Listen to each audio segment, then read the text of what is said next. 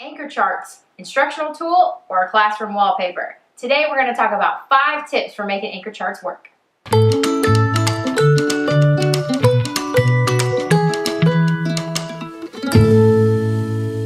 Hi, I'm Teresa, and here's your Teaching Tip Tuesday. So anchor charts are a fairly common practice in most schools, but if you need a refresher on what they are, at its most basic level, anchor charts make thinking visible for students, and here's how. A teacher takes piece of chart paper and they sketch out a strategy or an example or the process to complete something. They do that with the students so that the students can later use it as a reference to apply to their work. So here are 5 tips to make your anchor charts the best they can be.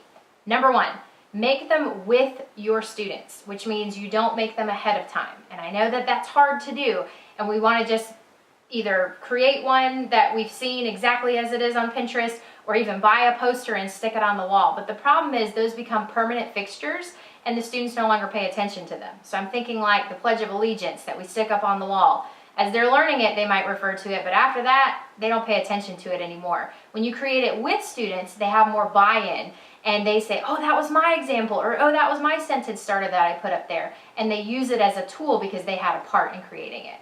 Number 2, anchor charts should be short and to the point.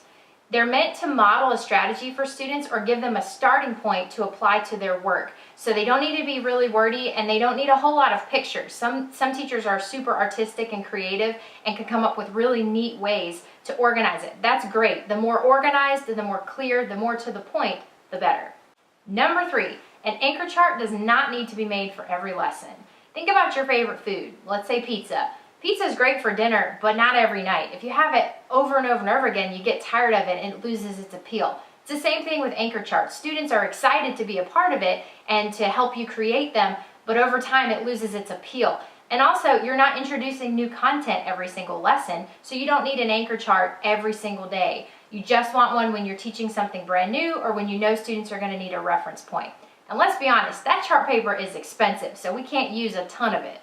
Number 4. Only leave up anchor charts during the unit of study.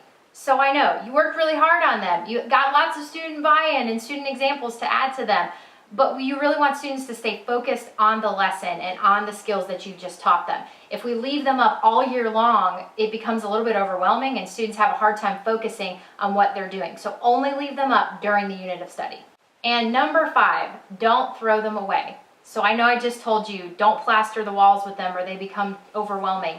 But you may want to bring anchor charts back out again for different purposes. When you cycle back to certain skills that you want to teach more in depth, you want students to refer to what you created in the first time. When you're reviewing, when you want students to wrap up skills and get ready to move on, you'll want them to look back at what you created together.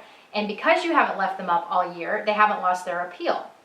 If you want some ideas for how to store anchor charts, feel free to click the blog link in the description of the video for some ways to store them.